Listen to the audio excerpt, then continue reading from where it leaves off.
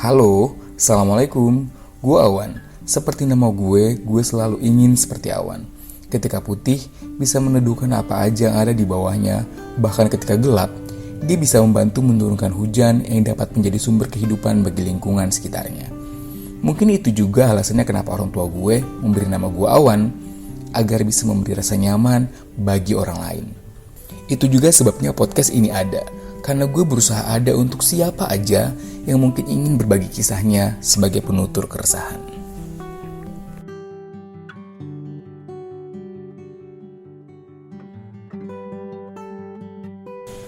Guys, di episode yang lalu gue udah ngobrolin seputar kesulitan banyak pasangan yang mungkin mendapatkan keturunan. Ya, gue bilang waktu itu sebenarnya memang tidak semua orang tuh punya tantangan yang sama gitu seputar kehamilan. Ada orang yang mungkin dari awal nikah gampang-gampang aja. Ada yang mungkin dari awal pernikahan begitu 1 bulan menikah udah langsung isi. Ada yang butuh perjuangan bertahun-tahun, tapi bukan berarti gak sehat juga gitu ya. Mungkin Tuhan yang belum percaya aja ke kita untuk mendapatkan keturunan atau memberikan kesempatan kita buat lebih kayak honeymoon dulu dah setelah menikah gitu.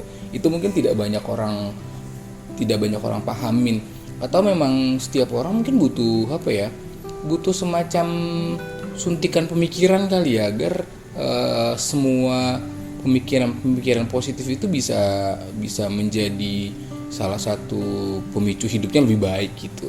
Nah, kalau minggu lalu atau episode lalu kita ngobrol dari versi perempuannya, sisi perempuannya, sebenarnya mungkin nggak sih para laki-laki juga punya tekanan yang sama. Ketika perempuan kan kalau misalnya ada masalah menangis, kalau misalnya ada keguguran juga menangis. Apakah laki-laki juga begitu? Padahal sebenarnya laki-laki tuh punya tingkat kesedihan yang sama, mungkin bahkan lebih, hanya saja cara mengekspresikannya berbeda. Mungkin gitu sih kalau kata gue. Gue mungkin belum pernah ngerasain sih yang namanya kesulitan untuk mendapatkan keturunan. Kebetulan memang dari awal nikah gue langsung dapat gitu. Tapi gue bisa merasakan apa yang orang-orang rasakan ketika menikah, terus mungkin perlu perjuangan dulu gitu untuk mendapatkan anak, dan gue yakin itu emang gak mudah sih. Tapi ya yang kayak gue bilang sebelumnya, kalau Tuhan masih memberikan lo umur, berarti Tuhan masih memberi lo kesempatan untuk berusaha, dan gue yakin bakal ada jalannya. Nah, di episode kali ini ada teman gue yang juga pengen berbagi cerita ke lo semua pendengar podcast gue tentang sisi laki-laki sebenarnya seribet apa sih ketika memang juga dihadapkan dalam kondisi yang belum mendapatkan keturunan gitu. Kita tuh sering banget tuh dapet cengan, sebenarnya gue juga gitu sih sebenarnya dulu. Ketika belum nikah, kapan lu nikah gitu ya. Setelah menikah, kapan punya anak, bisa nggak sih lu sebenarnya, itu nyakitin lu sebenarnya. Tapi kita kalau laki-laki suka bercanda aja, nggak perlu dibawa ke dalam hati banget. Dan itu tapi kadang-kadang nyakitin. Buat gue itu kadang-kadang bikin bikin tersinggung juga gitu. Cuman ya kalau laki-laki mungkin nggak sebaper perempuan lah gitu. Nah, untuk itu di episode kali ini teman gue ini yang bakal cerita sekali lagi tentang sampai saat ini masih berjuang nih untuk mendapatkan keturunan bersama istrinya. Ada Fahri. Halo Ri. Halo Mas. Kayaknya hari ini lagi cerah banget kayaknya. Oh iya dong, kita harus cerah terus. Betul. Dan tubuh lu lebih sing dari sebelumnya ya. Alhamdulillah. Nah, Fahri ini juga sebenarnya belakangan ini lu lagi diet ya Ria? Iya. Seperti dokter ya, untuk program ini juga ya. Oke. Nah, Ri, jadi minggu lalu nih atau episode lalu gue pernah cerita juga tentang salah satu tamu podcast gue tentang yang sampai saat ini masih belum dapat keturunan gitu. Akhirnya begitu coba program terus keguguran. Kalau udah nikah berapa lama Ri? Gua sih hampir 4 tahun ya Mas ya. Lumayan juga ya untuk ukuran orang-orang yang mungkin ngerasa teman-teman ada yang udah. Iya. Ya kadang kita ngeliatnya juga kan jadi ada rasa pengen juga lah. Iya, pastilah ya. Sebenarnya kalau gue pengen tahu nih, sebenarnya kalau perempuan kan banyak bapernya. Mungkin bini lu ngadepin hal kayak gitu juga sih. Mungkin ada pertanyaan teman, pertanyaan tetangga, datang ke nikahan, datang ke acara keluarga gitu gak sih? dapat Iya. pertanyaan yang sama juga? Dapat mas, dapat karena bahkan bini gue bukan hanya dari teman-teman aja gitu kan, dari keluarga guanya sendiri pun ada pertanyaan gitu kan. Bukan hanya keluarga gua doang gitu, tapi keluarga dari bini gue, tapi keluarga jauhnya pun kadang suka nanya. Nah itu yang kadang akhirnya menyebabkan bini gue tuh nggak mau ketemu sama orang-orang Sampai itu segitu gitu. efeknya ya. Iya, tadi Dan kita kan laki-laki susah ya, maksud gua kita kan para suami itu kayak susah memberikan apa ya, memberikan pengertian ke istri bahwasanya udah sih ini jalannya Tuhan gitu. Kadang-kadang perempuan kan tiba-tiba baper nangis aja gitu. Iya, Lu ngadepin bin lu kayak gitu juga? Iya ngadepin, agak susah sih mas. Iya ya. Karena tapi gue kadang dapat masukan dari orang, ya mungkin nanti setelah punya anak baru tuh bisa ngumpul bareng keluarga, bahkan lebih pengen sering ketemu sama Sampai keluarganya gitu ya. Sampai begitunya efeknya ya, sampai nggak mau kumpul. Iya, iya. Jadi kayak ada rasa takut ditanyain sama keluarga, kok belum punya anak lagi gitu. Oh, gitu. Iya. Kalau gue sih ngerasa kayak gitu ya mas ya. Karena Itu nggak enak banget ya. gak enak lah. Kadang ya akhirnya bahkan gue kadang tanya sama bini gue gitu, kok lu nggak ada pembelaan sih ke gue gitu. Karena gue juga pun bingung mas, gitu kan. Mau pembelaan apa gitu kan. Bini lu sempat nanya gitu, maksudnya sempat lu nggak ngebela Gue aja dia? ketika ditanyain saudara lu nggak ada pembelaan gitu. Oh gitu. Iya, gue cuma bilang ya udah sabar sayang. iya, Gue sebagai laki-laki cuma bisa jawab kayak gitu mas. Iya gitu kan. emang. Karena nggak bisa juga gue bisa, ya nggak bisa gitu dong. Ngadepin keluarga sendiri gitu, misalnya keluarga orang lain gitu kan. Tapi kalau misalnya keluarga sendiri, akhirnya kan gue jadi ngalah juga mas. Ya udah, nggak usah ikut acara keluarga misalnya kayak gitu. Akhirnya gue yang ngalah gitu, sebagai laki-laki. Dan itu susah ya, maksud gue gini. Kadang-kadang jadi bahan keributan ke istri untuk hal yang sebenarnya tidak kita perbuat, kesalahan itu susah banget ya memberikan pengertian. Sama sih memang gue juga maksudnya walaupun mungkin masalahnya bukan masalah keturunan, cuman kadang-kadang sama istri juga punya masalah yang hampir serupa gitu, memberikan pengertian ke istri tentang sebenarnya mungkin maksud orang bukan itu. Iya sih, tapi kan emang sensitif banget ya hal kayak gini ya. Sensitif mas. Makanya kalau misalnya ditanyain, mungkin kalau untuk sekarang udah nggak terlalu ya, karena udah pernikahan Udah lumayan lama ya. Tapi kalau yang pada saat masih baru tuh, masih yang Setahun gitu setahun ya. 2 tahun tuh masih berasa banget. Oh iya ya. Dan guanya pun akhirnya juga bingung gimana cara ngadepinnya gitu. Karena kan juga masih awal nih. Ya semua pasti orang yang setiap nikah itu pasti berharap, gua pasti bakal dapat langsung anak gitu kan.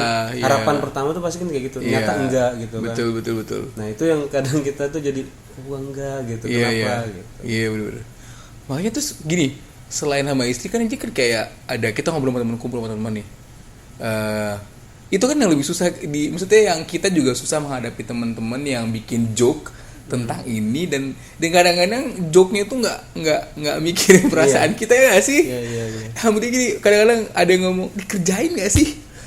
Maksud lo gimana? Maksud atau butuh partisipasi gak itu kan? Iya. Gila lu ya nggak mikir perasaan gue banget ya nggak sih? Lu sering juga dapet kayak gitu? Kalau gua kadang nongkrong sama temen gitu yang laki, kadang ya ditanya gitu, lu kurang bisa kali, atau misalnya kalau kata orang yang lebih tua tuh dengerin gitu. Iya, bangke. Dia kagak tahu dia kita bolak-balik. Udah bolak-balik gitu kan. Tapi gua tuh balik udah ganti gaya, lu nggak tahu gimana caranya gitu ya. Tapi penyemangat gua tuh gini mas, gua ngeliat orang-orang yang misalnya gua lihat badannya lebih besar daripada gue, tapi dia bisa punya anak. Iya, gitu kan. mungkin bukan itu bukan penyebabnya. Bukan gitu. Walaupun mungkin itu salah satu ikhtiar lu juga kan. Iya, akhirnya gue jadi ngebandingin orang gitu. Kadang gue juga ikut ngebandingin ke bini gue. Tuh lihat itu dia aja bisa gitu. Kenapa gue enggak gitu? Bahkan misalnya dia yang ngerokok tadiannya, itu dia ngerokok buktinya bisa gitu kan. Iya. Karena kondisi kesehatan orang nggak sama ternyata ya. Nggak sama gitu mas. Tapi ya itu kadang kalau misalnya gue ke temen tuh, gue masih bisa handle lah gitu kan.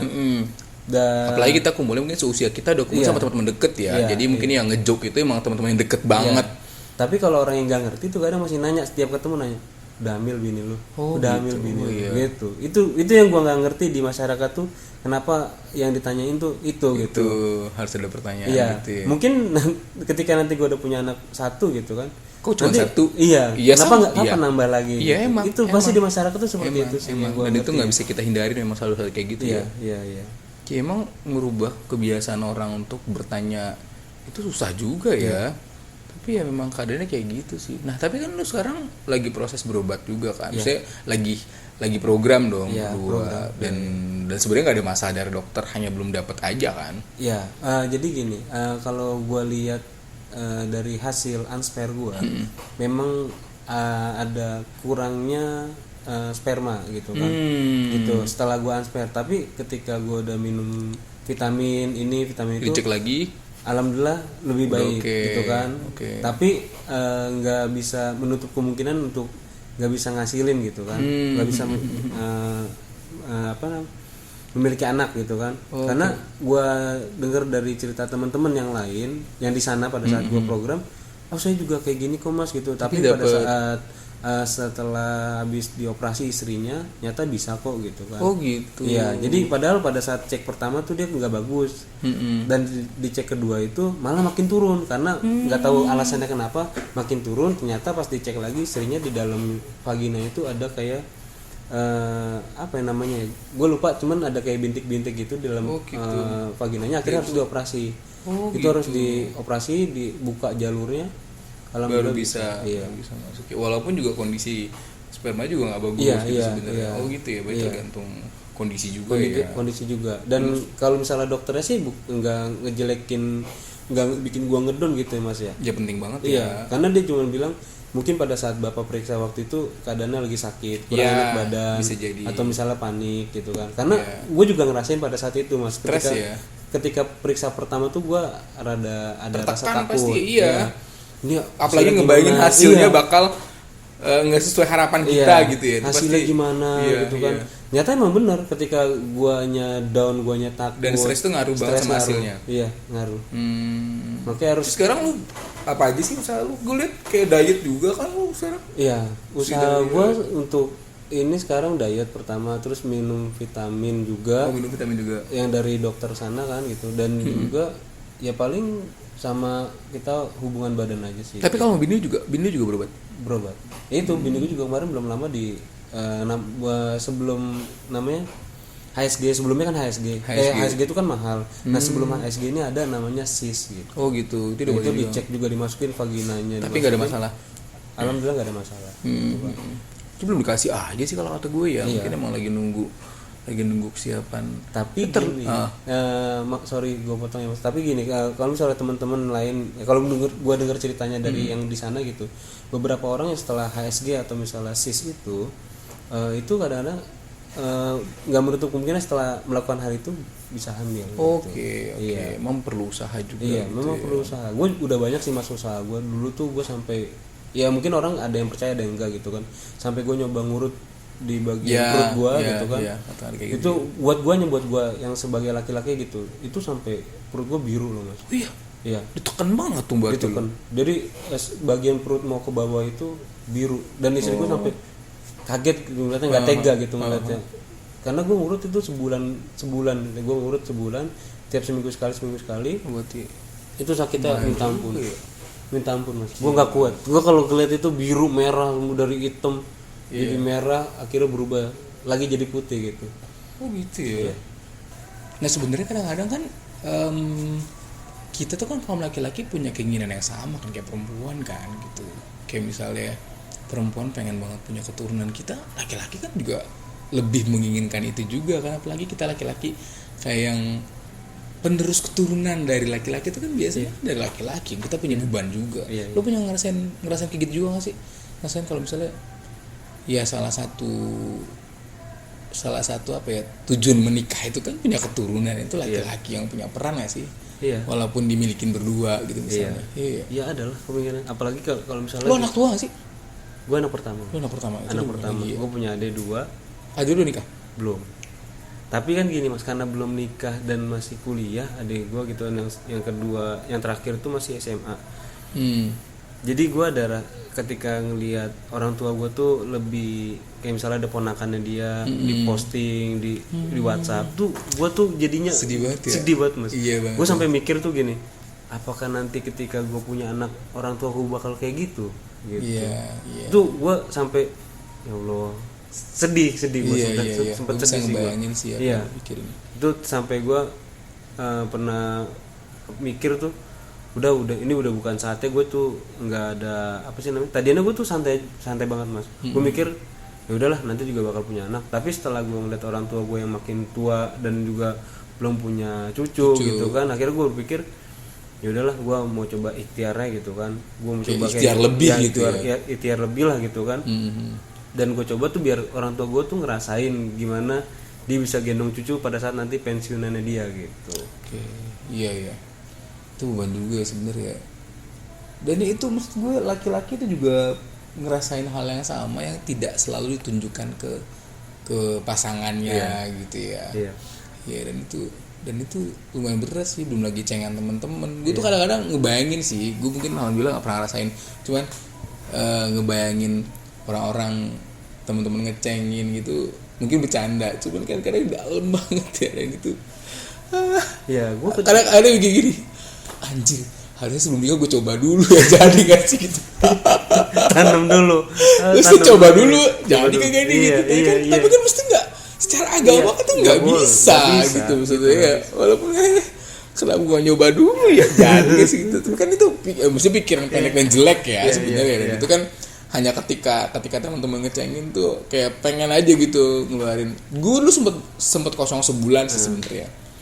Itu aja tuh temen gue yang diapain sih, kayak nggak ada kabarnya gitu, kesel ya sebenarnya. Padahal kan baru gitu sebulan, tapi ya gitu keadaannya. Dan ya, lu ngerasain pernah tertekan juga nggak sih dengan kondisi-kondisi kayak gini awal-awal, atau sekarang mungkin udah biasa aja gitu? Tertekan sih enggak, cuman gua waktu dulu pernah sempet sampai mau main ke teman-teman gua di kampus tuh gua nggak mau. Oh iya, sempat merasa kayak gitu juga lu? Iya, karena gua ngeliat temen gua udah ada yang nikah nih. Dan dia udah punya anak gitu kan. Gitu. Gue nggak mau ketika lu diledekin gue tuh nggak mau. Iya, itu pasti banget. Apalagi ketika gue takutnya kita kepancing emosi ya. Iya, kepancing emosi gitu kan. Dan gue nggak mau juga ngajak bini gue buat ngikut main gitu. Takutnya dianya malah jadi udah males gitu kan. Orang masih udah bercanda, tadi keterimanya lah. Dan sampai sekarang pun gue nggak pernah ketemu temen gue main. Oh gitu. Temen main di kampus atau misalnya SMA ya, gue nggak pernah, jarang ketemu banget. Tapi kalau misalnya temen nongkrong tuh masih bisa ketemu lah.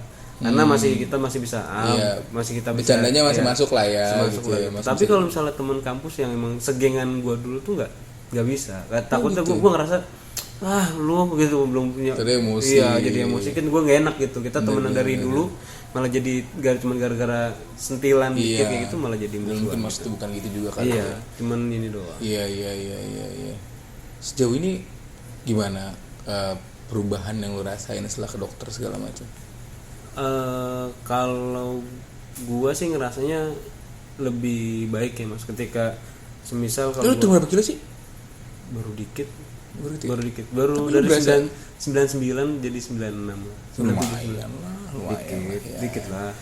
Cuman yang gua ngerasain sebelumnya misalnya gua namanya kita laki-laki kan pengen gitu ngeliat sperma kita tuh kayak gimana sih gitu kan. Oh iya. Warnanya sebelum gue berobat tuh gue ngeliat sperma gue tuh bentuknya warnanya apa gitu. Kayak gimana. Tapi setelah gue yang minum obat itu ada perubahannya gue. Oh lihat. Gitu. Iya. Ada perubahannya. Ya, gue nggak tahu apa karena memang dari dari sisi warna udah berubah. Gitu. Iya, udah berubah. Gitu. Dari segi baunya pun gitu kan. Dan kalau dokter itu kan memang bilangnya di bagian apa nih buahnya zakar, itu zakar itu kan dia nggak boleh panas. Oh gitu. Iya, dan itu ya gue ngerasa sendiri kadang nggak kayak dulu, panasnya tuh nggak kayak dulu. Oh lu kalau sempat panas gitu? Sempat panas gitu. Memang ada masalah. Memang ya gue juga nggak ngerti kenapa panas, apa karena kita sering di motor lebih lama duduk gitu kan. Makanya kalau dokternya bilang tuh masnya kerja di mana? Di kantoran. Jangan duduk dulu mas. Oh, mesti tiap misalnya 1 jam atau berapa gitu, mas mesti bangun jalan 10 menit jalan. Makanya kan gue lebih sering jalan gitu kan. Kalau misalnya di kantor tuh gue lebih sering jalan gitu misalnya. Lama lah gue jalan, jarang duduk lah gue gitu. Iya. Oh berarti nggak boleh panas ya? Nggak boleh. Dan dia darahnya tuh harus ngalir terus. Gue juga nggak ngerti sih ya. Katanya sih gitu. Makanya gue nggak boleh keseringan duduk tuh gitu katanya. Orang pun nggak semuanya ini ya, nggak semuanya nggak semuanya concern sama masalah ini ya kan. Apalagi mungkin orang yang kayak gue mungkin, yang maksud gue alhamdulillah nggak ada masalah, dia nggak perlu tahu-tahu banget gitu sebenarnya karena tapi ternyata lu jadi ngerasain hal kayak gitu. Tapi sekarang kita juga nggak bisa tahu sih mas ya. Setiap orang tuh pasti diperiksa ada yang baik atau semuanya baik atau misalnya jelek gitu. Gue juga karena semua orang yang pada saat promil itu gue tanya gimana spermanya, dia pasti nggak ada yang bagus semua, pasti bilangnya pasti nggak bagus, gue pas periksa gitu kan. Semua hasilnya kayak gitu, dan gue juga nggak bisa menutup kemungkinan ketika orang yang udah punya anak ketika dicek pun entah bisa bagus atau enggak.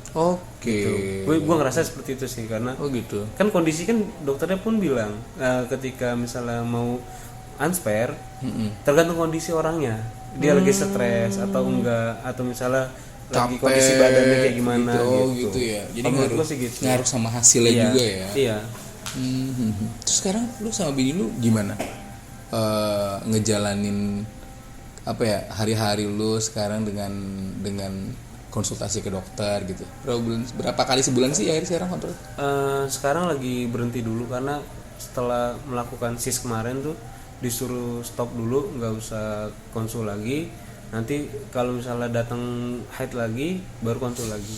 Oh gitu. Iya. Jadi nunggu haid dulu.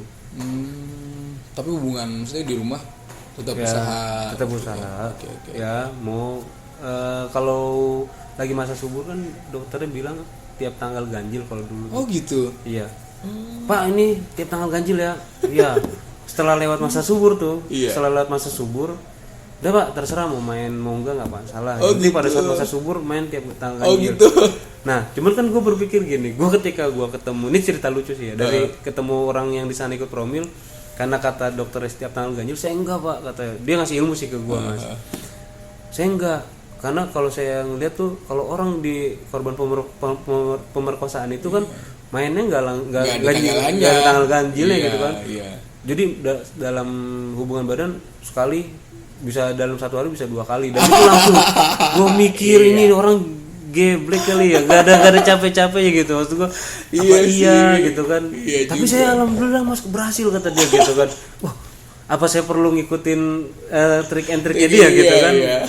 Cuman kan kita nggak bisa maksa istri kita juga kan gitu. Iya, kadang capek juga ya. Tapi emang kondisi lelah itu kan ngaruh kan. Gue juga mikir begini, bukan cuma perempuan sih, kita aja yang laki-laki, gue mungkin ya laki-laki tuh ketika udah capek tuh kayak males juga Iya. Makanya kita butuh istirahat dulu kan. Gue tuh mikirnya gini, gue doang apa semua orang ngerasa laki-laki ngerasa hal yang sama gitu. Iya juga kan sama kan, kalau capek itu kan mending istirahat tidur gitu. Itu memang nanti baru mungkin setelah udah fit lagi baru tenaga enak kan, tenaga biar juga hasilnya maksimal juga. Iya.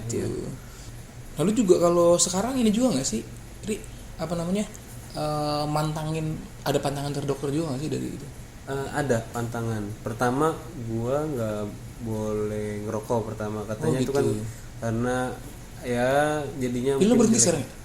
Berhenti sih, cuman. Tapi emang berhenti banget nggak sih? Maksudnya kan ada juga orang yang mesti. Jadi kalau misalnya gue gini Mas, bukan berhenti banget sih. Menurut gue tuh kadang kalau ketika gue pala gue pusing banget, pengen buat itu gue paling sebatang gitu. Cuman nggak di rumah gitu, gue cuman ada di kantor doang. Gitu. Dan itu ya nggak tahu gitu kan. Dan gue sekarang di podcast ini gue tahu ya. Ya mungkin bisa tahu salah lah gitu kan.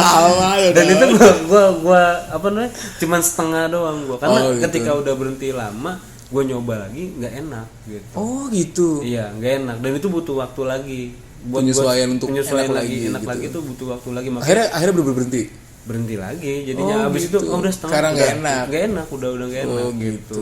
Tapi gini, waktu gua di sana, waktu gua promil, ada kok laki-laki misalnya berhenti total tuh nggak bisa. Karena dia mungkin tadinya sehari 2 bungkus udah berkurang jadi sebungkus gitu kan. Itu gua kadang lagi program, gua liat yang suaminya lagi pada nunggu di depan ngerokok gitu. Ya kalau memang kondisi badan juga ya, kondisi badan banyak juga kok orang yang rokok jadi aja gitu kan sebenarnya. Tapi ada yang dia bilang gini kan, karena ini apa nih, gue ngobrol sama yang udah berhasil gitu kan. Ya intinya sih kalau menurut dia, awal tuh kita maksimalin aja dulu gitu kan. Kita berhenti kan gitu, karena untuk promil ini kan nggak butuh biaya, nggak murah gitu kan. Mahal biayanya gitu. Kita sayang kalau misalnya ketika ada saran dokter nggak dijalanin gitu. Iya gitu, mending kita berhenti total. Tapi kalau misalnya udah berhasil, ya terserah mau ngerokok mau enggak gitu kan. Setuju. Iya kayak gitu sih kalau gua. Dan juga emang menurut gua gini sih, menurut gua kadang-kadang mungkin nggak semua orang ya, tapi kan mungkin memang ada orang-orang yang ngerasa kewajiban dari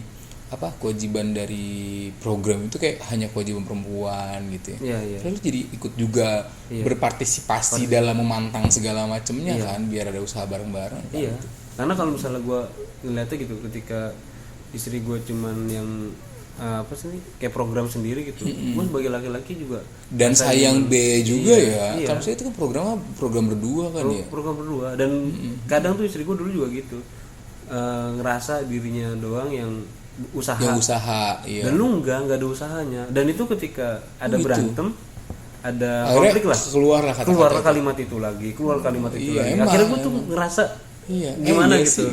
Gitu. Kan kalau orang perempuan kan gitu, Mas. Dia suka mengulang kesalahan kita dulu 1000 tahun yang lalu ya. Itu diungkit lagi gitu. Itu yang orang perempuan tuh emang gitu. Emang. Dan emang juga maksud gue secara seharusnya juga kan emang usaha berdua kan. Sendiri kan. Iya sih.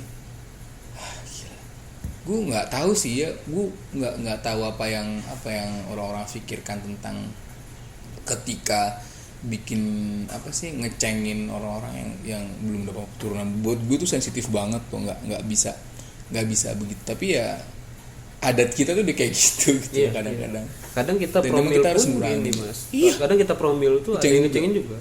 Ngapain sih lu lebay banget kayak gitu-gitu? Ada kayak gitu. Gimana maksudnya? Padahal kita udah usaha gitu kan. Tapi ketika ya udah sih tungguin aja, ngapain terlalu ini banget gitu kan. Dia nggak ada posisi, nggak ada posisi kita gitu. 3 tahun 2 tahun terus orang-orang punya, terus kita ngarep gitu. Sedangkan gini, Mas, ponakan dari bini gua ini banyak. Tuh dia tiap tahun itu lahiran pasti. Sedangkan gue nungguin sampai adanya bini gue pun. Iya sih. Lu pada berhenti apa? Ngelahirin anak lu pada. Ini katanya ini dulu. Lu jangan stop gitu, dulu tapi ya. Maksudnya karena saking seringnya tiap tahun beda-beda gitu. Udah banyak dan giliran gue belum nih. Gue lagi nunggu gitu. Dan lu terus gitu. Gimana jadinya? Dilema juga. Tapi akhirnya gini sih, Mas, gue ngambil positifnya gitu. Ketika ponakan-ponakan bini gue yang pada lahir, kebetulan gue belum punya, akhirnya gue sama bini gue tuh ngebantu mereka. Gitu. Jadi tolong anak gue gak ada yang jaga nih, oke, gue bisa jagain dulu gitu. Iya sih kata gitu juga positifnya gitu. Iya bener-bener. Ini lepas dari masalah medis, kayak ada juga kan yang bilang misalnya anak pancingan gitu, kayak ada juga ya jagain anak, ngejagain ponakan terus siapa tahu ntar nular ya nggak sih. Iya sih tapi emang ambil sisi positifnya juga sih, maksudnya Tuhan itu kan emang ngeberi kita kepercayaan sendiri-sendiri kan. Mungkin kalau emang sekarang belum saatnya aja kali ya, mudah-mudahan. Oke, terima kasih. Mudah-mudahan jadi inspirasi buat orang lain ya. Kalau menurut gue memang intinya sih mau laki-laki mau perempuan punya beban yang sama gitu. Cuman emang penekanannya orang-orang adalah ketika memang itu dijalin berdua, usahanya juga berdua kan gitu. Gak bisa, bener gak sih? Bener. Oke, thank you ya Ri. Mudah-mudahan gue doain setelah ini promilnya lancar. Amin. Dan mudah-mudahan bisa segera isi. Amin. Ya Allah, mudah-mudahan. Gue yakin juga nih yang ngedengerin podcast ini juga bakal ngedoain lu juga. Oke. Amin. Terima kasih ya. Sama-sama, Mas.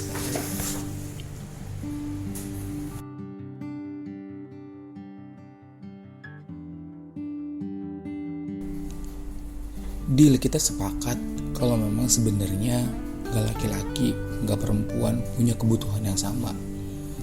Laki-laki juga menginginkan anak seperti halnya perempuan. Ya, kalau kata orang bijak bilang, sebenarnya lo mau kemana sih? Harus lari-lari.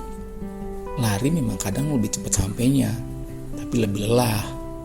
Tapi kalau lo jalan, mungkin lo bisa sambil menikmati pemandangan, sambil bisa beristirahat. Atau mungkin ini lebih cocok sama tempo yang lo jalan di hidup lo. Orang bijak lainnya selalu juga bilang bahwasanya hidup itu bukan perlombaan gitu.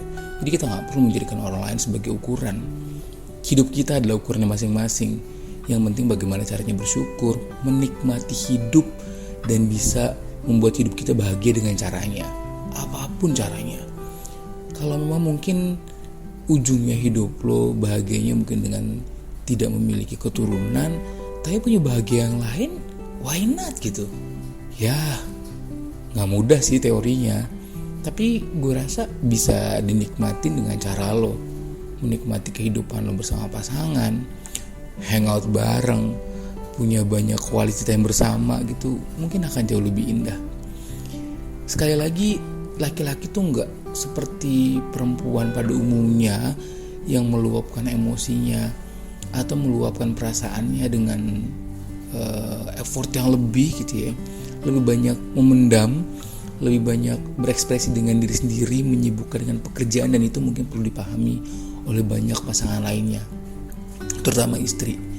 Ketika laki-laki tidak berusaha, bukan tidak berusaha, tapi mungkin belum berusaha untuk serius atau menjalankan segala macam treatment yang dijalani dokter, ya bukan berarti nggak niat, cuman kadang sampai di titik jenuh atau sampai di titik dimana laki-laki harus berpikir bahwasanya ini adalah mentok nih, tapi ya mesti tetap dijalanin meskipun salah. Ada kalanya kita mungkin perlu saling memahami bahwasanya hidup kita berdua akan sama-sama lebih indah kalau akan saling mengisi dan saling mengerti. Kita ketemu lagi mungkin di episode berikutnya dengan cerita yang lebih menarik mungkin dan lebih menginspirasi, dan mudah-mudahan cerita kali ini tetap bisa menginspirasi lo semua, dan mudah-mudahan kita bisa ketemu lagi di episode berikutnya. Gue pamit. Assalamualaikum warahmatullahi wabarakatuh.